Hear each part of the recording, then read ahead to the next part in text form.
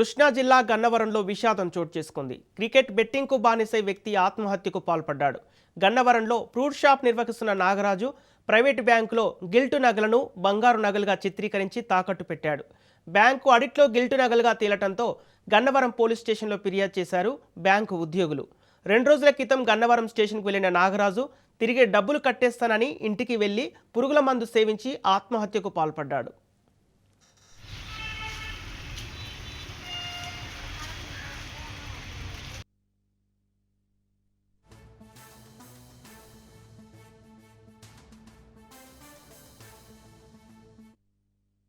కృష్ణా జిల్లా గన్నవరంలో విషాదం చోటు చేసుకుంది. క్రికెట్ బెట్టింగ్కు బానిసై వ్యక్తి ఆత్మహత్యకు పాల్పడ్డాడు. గన్నవరంలో ఫ్రూట్ షాప్ నిర్వహిస్తున్న నాగరాజు ప్రైవేటు బ్యాంకులో గిల్టు నగలను బంగారు నగలుగా చిత్రీకరించి తాకట్టు పెట్టాడు. బ్యాంకు ఆడిట్లో గిల్టు నగలుగా తేలటంతో గన్నవరం పోలీస్ స్టేషన్లో ఫిర్యాదు చేశారు బ్యాంకు ఉద్యోగులు.